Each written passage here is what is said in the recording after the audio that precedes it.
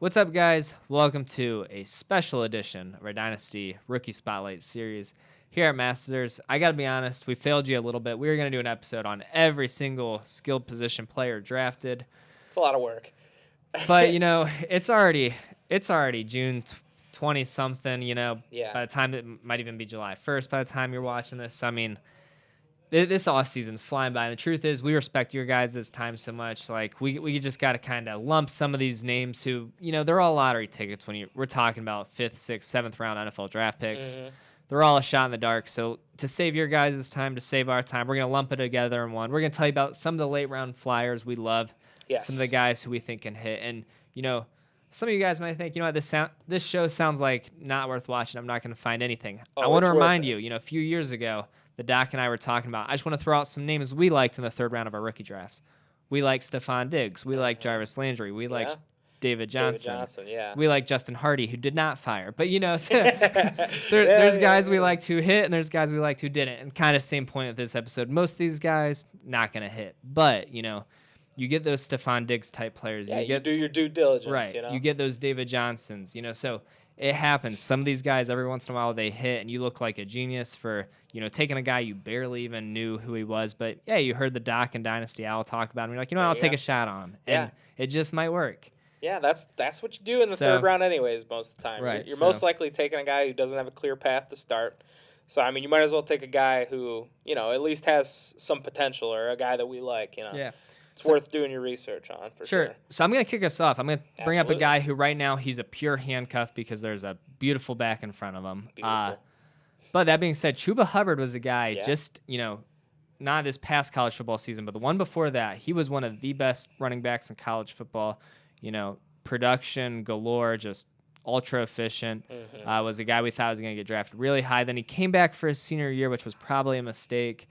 Didn't do a ton. Lands in Carolina behind Christian McCaffrey. But, hey, McCaffrey struggled to stay healthy last year, and if for some reason, they go another direction and McCaffrey is not a Panther forever, Chuba Hubbard is the guy we like. So is he worth drafting? I don't know. But if you're a McCaffrey owner, maybe. I think he's a nice handcuff just in case McCaffrey misses a few games. I think Chuba Hubbard could fill in real nice. Yeah, put it this way. I don't think anyone ever would have expected Mike Davis to have any value whatsoever going into last season.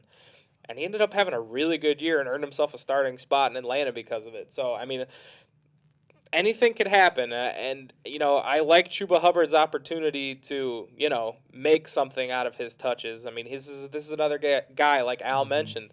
I mean, he's going to have a chip on his shoulder. He was supposed to be drafted a lot higher a couple years ago, and then last year just didn't go his way. So, I mean, he's got a lot to play for.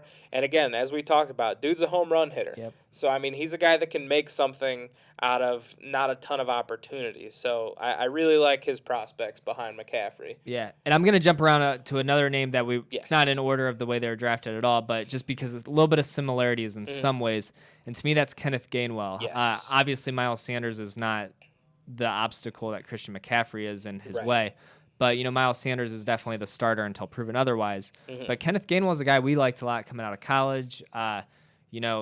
He's got that Memphis background, that profile like Antonio Gibson and Tony Pollard. So, if they go in another direction once Miles Sanders' rookie's contract's up, Kenneth Gainwell could really, kind of burst on, maybe like a David Johnson did, honestly. He could be the David Johnson a few years later where, his rookie year kind of comes and goes, doesn't do much, but then maybe year 2, year 3, he really splashes on and proves to be, like an every down type of back. But obviously for David Johnson, it didn't really last forever. Right.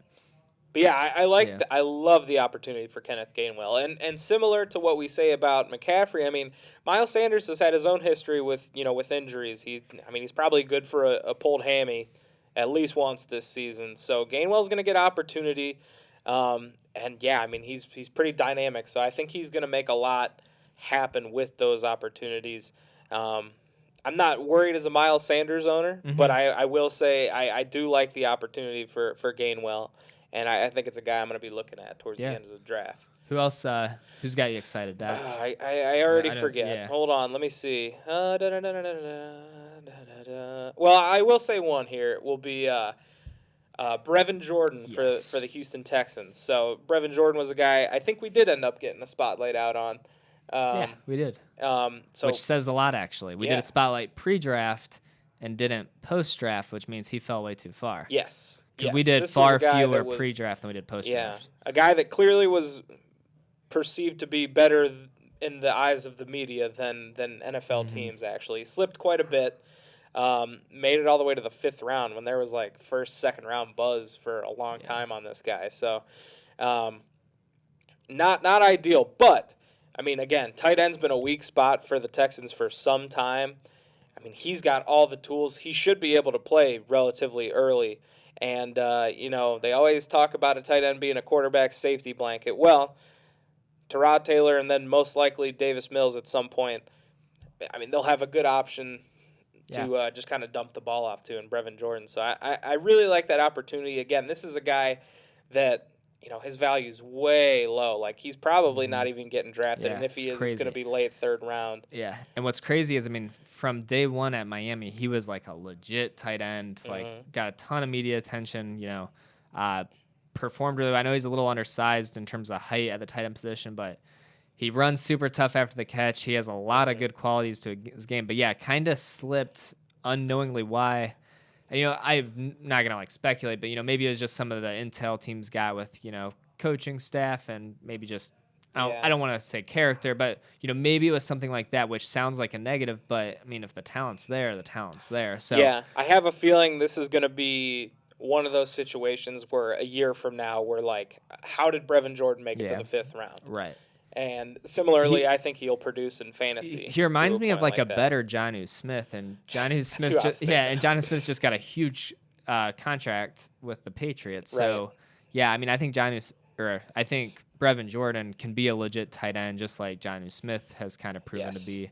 So yeah, we're excited about Brevin Jordan for sure. Yeah, and again, opportunity. He will have plenty of opportunity there.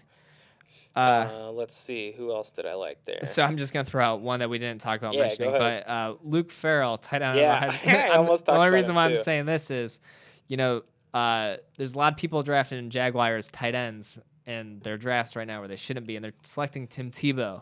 The Jaguars tight end you should be selecting is Luke Farrell. Yeah. So I will say, too, this is another one that I forgot about till just now, but Noah Gray is getting a ton of run. Yes, I don't want to overhype him here, but I mean, I cannot stop hearing about this guy when they bring up the Chiefs, and I don't think he'll produce a ton this year. It seems like they're going to use him though, but I mean, when you think about the fact that he's already looked so good that they're thinking about ways to get him on the field tight end sets with Kelsey, and then you think about the fact that Kelsey's, you know, only getting older and older and older. I mean, man, Noah Gray starts to get real exciting. And so just kind of not off topic, but along that lines of, you know, 2 tight end sets, so the Falcons, you know, they just trade away Julio Jones. You know, they've got Kyle Pitts and Hayden Hurst. We expect them to use more 2 tight end sets. Right. Kind of same thing with the Chiefs. We talked about them going after a receiver, not really getting one. So maybe since they couldn't really, you know, add a true great number 2 receiver, maybe they try and, you know, bring some more number 2 sets. Hopefully it helps the run game too, getting 2 tight ends on the field. But yeah, so Noah Gray absolutely could, I don't want to say be fantasy relevant as a number 2 tight end, but on that offense there's a shot for it. And we hate to like predict injuries or think injuries could happen, but I mean, Kelsey is a little overdue for missing a couple of games. I mean, he's been extra durable recently. Oh yeah, super durable. And you know, early in his career, he did miss a few games at times with some injuries. So but I don't think he's missed a game since that first season. Yeah, that's why I'm saying it's kind of overdue. It's crazy. You know? Maybe like 1 or 2. And I mean, the odds of a guy who's as good as Kelsey is, gets the ball as much as Kelsey does. The fact that he's been able blocking to stay healthy. The tight end position, just so much contact goes along with it. So.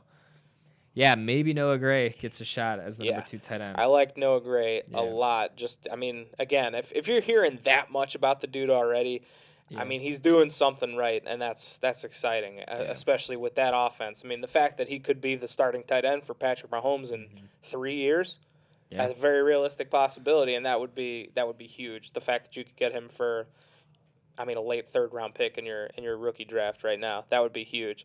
Another Chief, Cornell Powell, is another guy I want to talk about, just because, again, we've addressed that they didn't really hit on that other receiver that they wanted so bad. But Cornell Powell's another one that they're talking up quite a bit, saying how he looks good and they like his fit in the offense. And I mean, Mecole Hardman has been kind of used as a gadget player thus far, and if he can't take that big step forward as a legit outside receiver who's not just going to run straight or catch a little screen and do something, Cornell Powell's a guy that, I mean, he's not great by any means in athleticism or anything like that, but he's just a solid all-around good receiver, and he will produce. And especially in that offense, he will have opportunities to produce, like the same way we've seen guys like Demarcus Robinson in the past, just kind of get touchdowons here and there. Right. It's, I see it like very Rashard realistic. Higgins does in Cleveland. Exactly. It won't be super consistent, and it won't be like a ton of production. But I think, for where he's being drafted, if he's being drafted at all, I mean, for that value, he's going to return on that investment for sure. So I like him as well. Love that take as well. I got another name where, not a ton to get super excited about, but the Vikings drafted Amari Smith out of Iowa. And even though he doesn't look like a great wide receiver prospect, he was a playmaker in college. This is a guy they stuck on kick return, punt return. They wanted the ball in his hands. And, we see all the time at the college level, they put, their best athlete or best playmaker in on returns, where the NFL, a lot of times, you don't put your best player in the return game because you don't want to get him hurt. But in college, it's a little different. So the fact that, Amari Smith was kind of the playmaker they were always trying to get the ball to. And, I mean, he was really great in all aspects once he had the ball in his hands. But is he a polished receiver? No. Is he going to a run-first kind of offense? Yeah. Is there Justin Jefferson and Adam Thielen in front of him? Yeah. But Adam Thielen, the doc always says he's no spring chicken. He's not 32, going to be 33 soon-ish, I think. Yeah.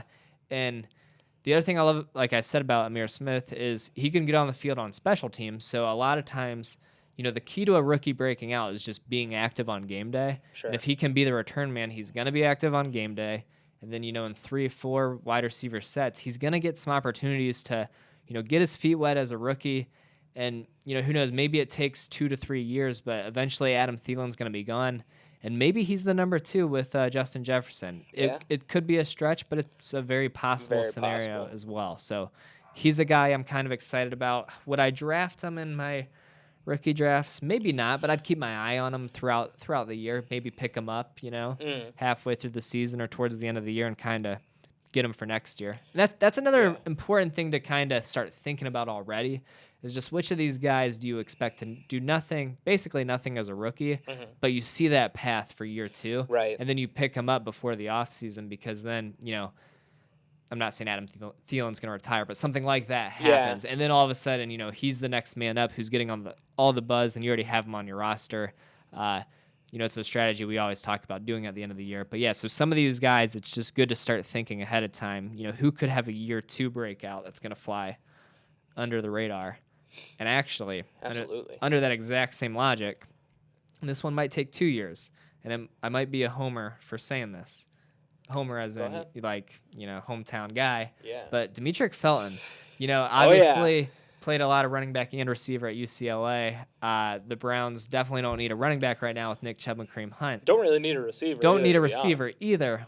But what's special is he can do a little of both. He can help in the return game. He can, be active on game day. But more importantly than anything, next year the odds of Kareem Hunt and Nick Chubb both being on the team aren't that high. And if all of a sudden, if the Cleveland Browns backfield of the future is Nick Chubb with Demetric Felton being the third down back who comes in and spells them, Demetric Felton all of a sudden would be like almost as valuable as Kareem Hunt is. I mean, he's not as good as Kareem Hunt in terms of, being an NFL running back, but from a fantasy value, if they were to use him in basically the same role, he would have a lot of value. So, and he's literally going undrafted, completely under the radar. And again, I think he will not produce as a rookie, not happening. Nah. But year 2, I could see Demetric Felton having a little role in Cleveland. For sure. Yeah, I love him. I love the buzz about him too. Yeah. I'll give you there's 4 receivers I've got my eye on that I want to talk about. 4. 2 of them I won't spend a lot of time on just because I feel like they're really buried. Yep. So Shi Smith and Racey McMath I like a lot. McMath for the Titans, Shi Smith for the Panthers. I like those guys a lot. there's guys that I'll probably keep my eye on, but I wouldn't draft them because there's a ton of talent ahead of both of them, and I don't really see them having a legit role. It's more, just keep an eye on a guy that's that talented and see what happens type of thing. So the other two guys I want to talk about are two that I actually think, one maybe not so much, but so Daz Newsom's one of them. Daz Newsome was electric in North Carolina. He was a big playmaker, and it's funny too because he was the guy in college, whereas like draft time rolls around and it's all about Diami Brown, and Daz Newsome drops all the way to the 6th round. Well, I like Daz Newsome still, and the fact that he went to Chicago is a big plus for me because, yes, they have Allen Robinson. Darnell Mooney looks really good. But after that, that's where things start to get a little muddy. It seems like they've been trying to trade Anthony Miller. So I think there's a path somewhere for Daz Newsome to work his way onto the field and be a member of that offense. So he's a guy I want to keep my eye on, too. I might even use the late round, like 3.10, 3.11, something like that. A pick on him just to kind of secure him because I feel pretty good about his value. Another guy I really like, but again, he's kind of buried, is Seth Williams from Auburn. I feel like he was an absolute beast, but some bad quarterback play hurt him. And again, I don't know that – I really just love the Broncos receiving corps so much. They have him. KJ Hamler's my guy, but KJ Hamler – I mean, he needs to, duct tape his hamstrings together because he pulls them, every other week. So I love him, but, I mean, he can't stay on the field. Judy's Judy. I think he'll have a huge bounce-back year. And Sutton now is coming off a big injury, too. So I think, maybe there's a chance Seth Williams can work his way. But even then, I mean, from what I've read, the Broncos have had a lot of receivers playing very well. So he could even miss the team. Yeah. And not make the team there. But just a few guys that I like to keep an eye on there late. And another one I like late a lot, and I feel like Alec will echo me here, and this will probably be my last one I want to touch on, is Kylan Hill. Yes. So the Packers take Kylan Hill in the 7th round, and Kylan Hill was one of the better running backs in college football. Jumping over hurdling dudes. Just highlight machine. And again, this is another guy who was supposed to be taken relatively high, and then, the whole COVID season just threw his whole stock off. Yep. And, again, is there a clear path for him? Well, they just paid Aaron Jones a ton of money. They drafted A.J. Dillon, but Kylan Hill's there. And if we've learned anything about that LaFleur offense is that he likes using a bunch of different running backs. We've seen Aaron Jones battle injury before. And honestly, who's to say the Packers even keep Aaron Jones? Say Aaron Rodgers wants out. Who's to say they even dedicate that much money to a running back if they're not that good, So they might not even – I could see a scenario where Aaron Jones doesn't even stay that long, and then it's just a 1-2 punch of A.J. Dillon and Kylan Hill here. So I think he's another one. I don't know that I draft him per se, but he's a guy I really want to keep my eye on because he was electric in college. He was a very good running back. The COVID season just threw everything off for him completely. So I'm going to bet on the talent there and, just see what happens. Because at the very least, if Aaron Jones gets banged up, he's got a little bit of an option. I mean, at the very least, though, he'll get a couple carries a game just because the Packers love to utilize all their running backs. Right, we saw in there. the playoffs, I mean, Aaron Jones, Jamal Williams, and, they were all three were Dillon getting got it too, So I feel like he could just step into that Jamal Williams type of role with A.J. Dillon. A.J. Dillon's role will increase with Jamal Williams. Right. But there's still, I don't want to say there's room for three to be fantasy relevant because they're not going to all three be fantasy relevant. But at times the three will cycle. And the fact that he's able to play, and then all those other reasons I mentioned with Aaron Jones, even though he signed, I still think there's a lot of uncertainty there. So. I mean, he's a guy to definitely keep your eye on because there's a good chance he could have a much bigger role on one of the better running offenses in football in a year or two down the line. Yeah, and then, so is that your last one? Yes, that's all I wanted to talk about. I got one last one, too, and it's a running back as well. Usually slow running backs who go in the 7th round are not very exciting, but Jared Dokes from Cincinnati goes to Miami. I got to be honest, I did not know who Jared Dokes was when he got selected. I still barely know who Jared Dokes is, but, he's a bigger back. He's slower, but he's got a little wiggle, little burst to his game. He's 5'11", 220, so a good build, good BMI, low center of gravity. Really never did much at Cincinnati. Never eclipsed 700 yards, but hey, he goes to the place with the most opportunity. I know Myles Gaskin did really well with his opportunities last year. There's a small chance like Jared Dokes could easily, year one, get a decent-sized workload. Yeah. Maybe a James Robinson type of situation. Maybe not. Probably not, but maybe. So he's the kind of guy, I think almost the opposite of Kylan Hill, where Kylan Hill actually has all the talent and whatnot. The opportunity's just not going to be there. Jared Dokes almost the opposite in terms of not super exciting talent-wise, didn't do a ton in college, but he landed in like the most running back needy spot that I can think of. So, the opportunity should be there. And, like James Robinson, once he produces, you flip him, get actual real dynasty assets in place. But yeah, Jared Dokes guy you could get, 3.10 and maybe by week 5 they're, getting 10, 15 carries a game. You can trade them for something better. So yeah, I like that a lot. For sure. I mean, and we've seen Miami's open to playing running backs that, shouldn't necessarily have fantasy value. So, I mean, I don't think anyone expected Gaskin to ever have a role in the NFL like he had last year. And Salvon Ahmed was having big games too. So, I mean, they'll play whoever's there. So he'll have opportunity, which I like a lot. So, yeah, I think it's a good take. You want to talk about your boy Elijah Mitchell, did you? Oh, yeah, no, I did not. So, we talked about finish up with him. Yeah.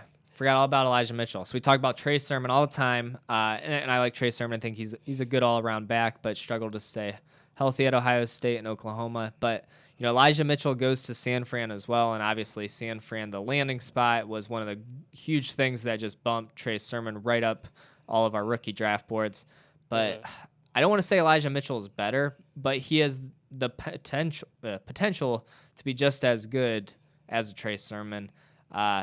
He's like 5'11", 205, 210, so like decent size for a running back. Just kind of looks the part, good at everything, got a good burst, good wiggle, and got some decent open field speed as well. Maybe kind of like a Matt Breida type of player there. Not as fast as Matt Breida, but I think there's going to be weeks where Elijah Mitchell, has a really good game. Then there's going to be weeks where he does nothing and is inactive. So the San Fran background.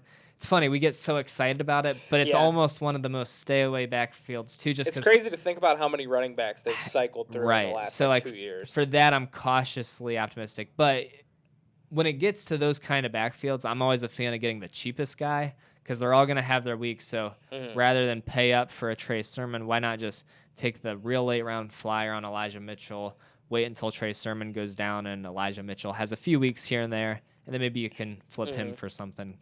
So, yeah, I love that. Absolutely love that. So, yeah, I think that's all we got. That's kind of the hodgepodge of 5th, 6th, 7th round guys. I think we had a couple 4ths, too. Putting you on the spot here. Out of all the names we just said, if you had to, you only have one 3rd-round pick, all those names we just said, who you investing in that you think is over their career is going to be the biggest producer? I got to think. So I'm going to say Brevin Jordan. I like it. That's the one I feel most confident about. I feel like he's got the clearest path at this point, too, of the guys that I mentioned. So that's who I'm going to go with. I actually 100% agree. Trying to think Typical. Trying to think of somebody else just to throw out another name that I'm kind of confident I kind of already forget the names. Me too. Let's see. Man. All right. Not bolder take, but I'm going to stick with the tight ends. I'm going to go Noah Gray. Because, obviously Travis Kelce is going to, be the man until he's no longer can be the man. But he's already about 33 years old, and we know Patrick Mahomes is going to be playing for a long time. So I think at some point, Patrick Mahomes will be 29 years old, Travis Kelce will be retired, and Noah Gray will be about 26 years old. And I think that's the time where Noah Gray maybe, starts becoming a top-end producer in that offense with Patrick Mahomes. So I'll go Noah Gray, long-term play. Not going to do a ton this year, but yeah. I like it. All right. Yeah. All right. Good stuff. Actually, let's toss Tylan Wallace in there, too. Just toss him in there with the list of other receivers that I like but are kind of buried on the depth chart. So keep your eye on him. I just want to say, think about all the rookies we have talked about over the past, months. We've had so many episodes talking about each guy individually. And then just now, I don't know how long this episode is. I feel like it's been about 10 minutes or so, maybe 15, 20. Just because we love talking about these guys. I mean, we've touched on so many guys. Not all of them are going to fire, but some of them are. And, that's the point, is just with your third-round picks, take someone you feel confident in, and then don't drop them, don't trade them, because guys like Diggs and Jarvis Landry got dropped at times during, as crazy as that sounds. Even guys like Mahomes. Herbert was a third-round pick in many cases. Don't take those third-round picks for granted. Draft a player we've talked about that you feel decent about, and then just hold on. Even if they do absolutely nothing as a rookie, there's a chance that year 2 is when they take off. So take a flyer. At the end of the day, bet on talent. Yep. And don't worry about the situation as much in the third round. Absolutely. And there you go. Yep. Situations Maybe change. You get lucky, Talent. Things change very quickly. So, all those guys had nothing, no role. It looked like no clear path, and they all ended up being legit stars. So, I mean, sometimes you just get lucky, but you got to do your due diligence. I feel like we just gave a life lesson. Figure it out. Yeah. All right, guys. Thanks for listening. We appreciate it. Leave some comments below. If there's any rookie we did not talk about that you like, throw it in the comments. I'd love to hear what you guys have to say. Because there's guys we did not talk about who have a path to. There's a lot. We just didn't want this to be like an hour-long video. Exactly.